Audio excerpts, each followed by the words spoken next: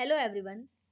Friends, इस video में हम संविधान के महत्वपूर्ण अनुच्छेद के बारे में डिस्कस करेंगे जो कि आपके आने वाले एग्जाम्स के लिए बहुत ज़्यादा महत्वपूर्ण है। अगर आप इस चैनल पर नए हैं, चैनल को सब्सक्राइब और शेयर ज़रूर करना। फ्रेंड्स, सबसे पहले बात करेंगे भाग 1 की, जिसमें हम संघ और उसके क्षेत्र की बात करेंगे, जिसमें अनुच्छेद 3 है, जिसमें कहा गया है कि नए राज्यों का जो गठन है और मौजूदा जो राज्य हैं उनके क्षेत्रों सीमाओं का नामों में परिवर्तन करने का अधिकार है। आर्टिकल 3 में भाग 2 में है नागरिकता, जिसमें अनुच्छेद 8 है, भारत के बाहर रहने वाले भारतीय मूल के कुछ व्यक्तियों की नागरिकता के अधिकार का प्रावधान है। भाग 2 में है नागरिकता। अनुच्छेद 10 में है नागरिकता के अधिकारों की निरंतरता। अनुच्छेद 11 में है संसद कानून द्वारा नागरिकता के अधिकार और विनियमित करना। ठीक है। और भाग 3 में है मौलिक अधिकार, जिसमें अनुच्छेद 14 है कानून के समक्ष समानता। और अनुच्छेद 15 है धर्म, मूल वंश, जाति, लिंग या जन्म स्थान के आधार पर भेदभाव का निषेध। अनुच्छेद 16 है लोक नियोजन के मामले में अवसर की समानता। अनुच्छेद 19 है निम्न की स्वतंत्रता, भाषण और अभिव्यक्ति, शांतिपूर्ण सभा और संगठन के बारे में, आंदोलन, निवास स्थान। अनुच्छेद 20 में कहा गया है अपराधों के लिए दोष सिद्धि के संबंध में संरक्षण। अनुच्छेद 20 में कहा गया है। अनुच्छेद 32 संवैधानिक उपचार का अधिकार है। अनुच्छेद 32 भाग 4 में है राज्य नीति के निदेशक सिद्धांत, जिसमें है अनुच्छेद 39 नीति के जो कुछ सिद्धांतों का राज्य द्वारा पालन किया जाना। अनुच्छेद 41 है कुछ मामले में काम और शिक्षा और सार्वजनिक सहायता का अधिकार। अनुच्छेद 41 में है। अनुच्छेद 43 में है श्रमिकों के लिए निर्वाह मजदूरी। अनुच्छेद 44 में है नागरिकों के लिए समान नागरिक संहिता। भाग 5 संघ की कार्यकारिणी और संसद।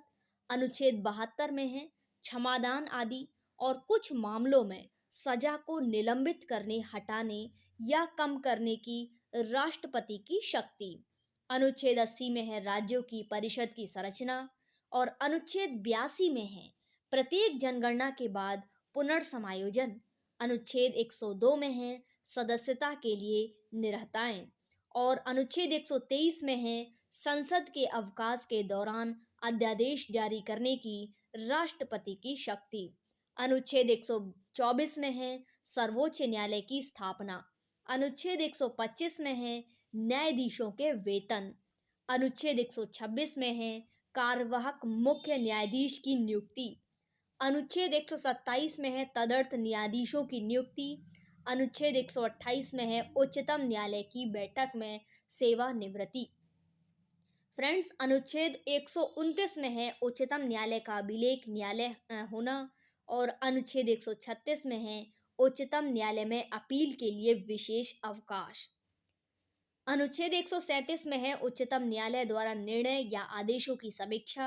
और अनुच्छेद 141 में है भारत के सर्वोच्च न्यायालय का निर्णय सभी न्यायालयों पर बाध्यकारी।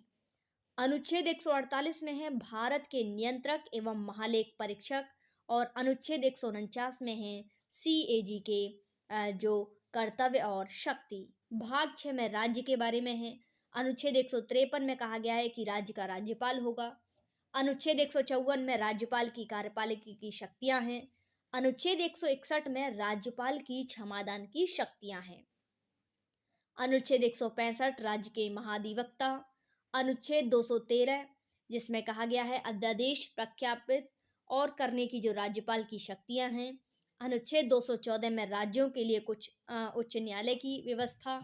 अनुच्छेद 215 में उच्च न्यायालय का अभिलेख न्यायालय होना।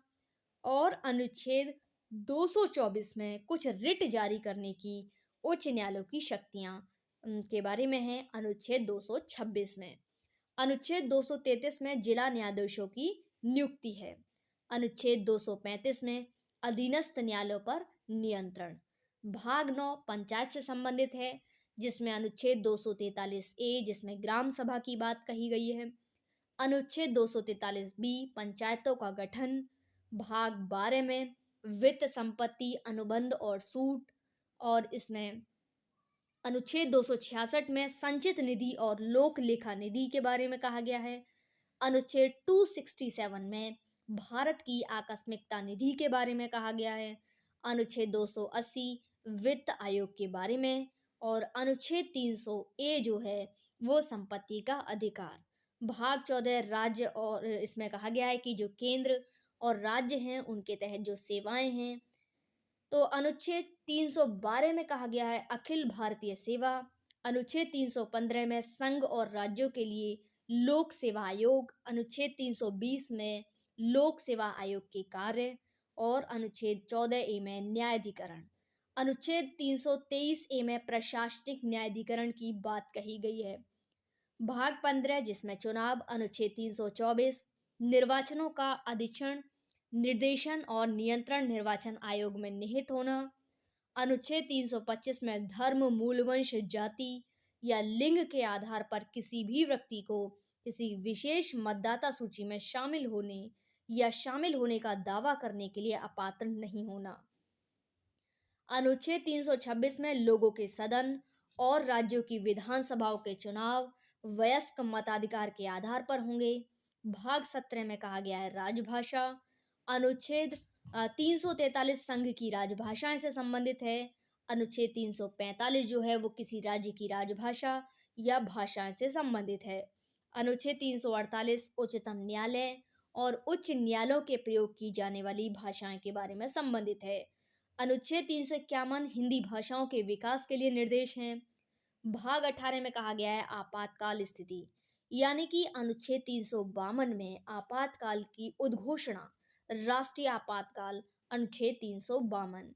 अनुच्छेद 356 राज्य आपातकाल जिसमें राष्ट्रपति शासन लगता है, और अनुच्छेद 360 में वित्तीय आपातकाल। भाग 20 में है संविधान का संशोधन। 368 जो अनुच्छेद है उसमें संविधान में संशोधन करने की संसद की शक्तियां। तो फ्रेंड्स, ये थी आज की इंपॉर्टेंट वीडियो। उम्मीद करती हूँ आपको पसंद आई होगी। वीडियो अच्छी लगे लाइक शेयर करना, चैनल पर नए हैं चैनल को सब्सक्राइब जरूर करना।